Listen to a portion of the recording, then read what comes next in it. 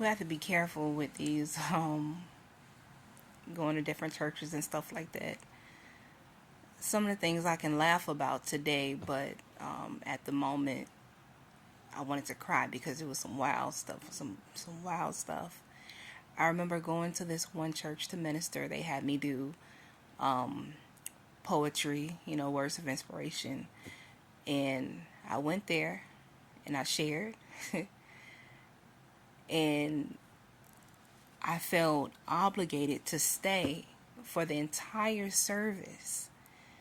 And for years, I felt obligated to stay. But that's eventually I started just listening to the Holy Spirit just say, okay, it's time to go. You don't have to stay. You don't have to stay for the entire time. I've shared before that there were times when I would be so busy thinking that I'm doing all this godly stuff, focusing on not forsaking the assembly, to the point where I was forsaking the assembly with God. We can do a lot of good stuff and it not be godly stuff. Just wasting time doing all this stuff to try to please an imperfect people. So we have to be careful. We got to be sensitive to the Holy Spirit. We have to be sensitive to the leading of the Holy Spirit and not get caught up in all that other foolishness. Because I remember years ago, I ended up going to this service. Like I said, I had shared my words of inspiration or my poetry. I do poetry, for those who know. You know. And afterwards, I stood around with the friends that I had brought with me, and then the pastor asked me to come forward during at the altar or whatever, and he was putting the oil on me, and I'm just standing there like, okay. And then he tried to push me down. I'm a big girl. I'm tall. I'm a big girl, and I if I fall, I'm gonna hurt myself. And I wasn't bucking my knees. I wasn't bucking at all. He just pushing on my stomach. He like, oh, like pushing. I'm like, why is you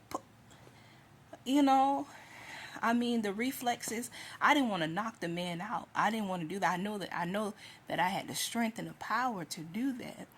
But that wouldn't have been appropriate. But it wasn't appropriate for him to keep pushing my stomach, and he wanted me to fall down like everybody else. They on the ground, covered in sheets. I went to one service. Um, and I promise you, I think these people had fell asleep. The ones that had fell out on the floor, they probably just need to take a nap. That's probably why they fell. I don't know. I just. But anyway, but that wasn't the only thing. So he kept pushing my stomach, and then he called himself prophesying to me and saying that the person that I was there with, which it was a guy that I was in a situationship. I can't even call it a relationship anymore. But we were together, and he was just prophesying and saying, you know, he was telling me that I speak very eloquently, and I speak like I'm intelligent and all this stuff. And he was like, you're too intelligent to be. Basically, I was too intelligent to be with the guy that I was with at that time. And I'm like, okay. And then, you know, once they realized they couldn't push me on the ground, because like I said, I'm a big girl, I'm a tall girl, I don't just fall like this. So anyway, as I was heading back to my seat, these people just took off running. Like they were running, like sprinting. One of them almost hit me. Just running around the church, and I'm like, what the heck? And then not only were they running around, people were throwing up. They were saying that they were being purged of their sins. And I'm like, what the heck is going on? I ain't never seen nothing like that before. It smelled like spit. It smelled like I don't think I could say the other stuff on here, but it smelled really bad. It smelled like spit and butt. It smelled bad. I mean, now that might be a good night for someone else, but it was weird. And then the guy who was in front of us, like he was in the row ahead of us, he was standing up and he kept walking back and forth, and he kept saying, where my help comes from, where my help comes from, where my help comes from. So we got the man saying, where my help comes from, where my help. He's saying that with it, he looking up, and he's shaking his body all wild, and just it was off the chain. And then the people running around just throwing up, they were throwing up, and they had buckets out, so they knew that they were going to be throwing up.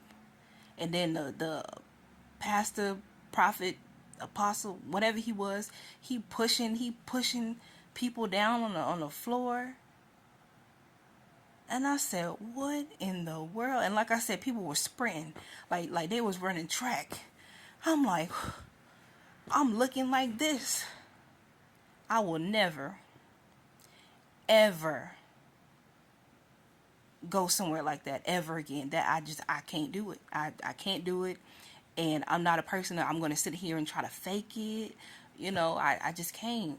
Now, before, I would be like, you know, based on how all the theatrics, and then I'll just be honest, it caused a little insecurity within myself. Like, well, you know, am I truly a believer? And it's not even all about that. God deals with our heart. He knows our heart. He says the heart is desperately wicked. Who can understand it? He knows our heart. And he knew that I was confused. Then there was another time, I ended up bringing my best friends with me. I brought them with me. And we went into the church, and when we went in, we were on the stage. Because it was a small building, so we ended up on stage. I'm like, whoa, okay, we need to go sit down. And then during prayer time before offering, they asked everyone to lift their hands and raise their hands to the east, like pointing to the wall. You know, and I did it. I'm like, oh, okay, let me do it. No, no. You know how many witches and warlocks and test the spirit by the spirit. Then, just lastly, before we get disconnected off of this video thing here, I went to another church. This was out in Frank Pierce. And at the time, I was helping to oversee like the dance ministry at the home church that I had attended. And we went there. It was like a workshop.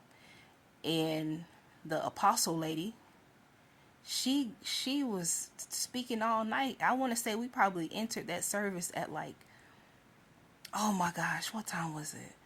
We probably entered like that afternoon, and it was after midnight that we left. The weird thing that she did was she had collected an offering. I think she collected like 5 offerings, because she said that they had to pay $3,000 or something like that to get the roof fixed. Something was going on. It was a leak. So she told the people to raise their money, and she said everybody had the amount that they were supposed to give. If you were under the age of like 15, you gave $1, and then if you were an adult, you gave $20 plus more. And what you had to do is you had to take your money and you had to raise it up in the air, and you had to twirl it around, and you had to dance while you're walking up front to put the money in the offering plate. Not only did she have people dance and put the money in the plate, but she had her, like the ushers, she had them lock the doors. She told them to lock the doors so people won't leave during offering. That's witchcraft.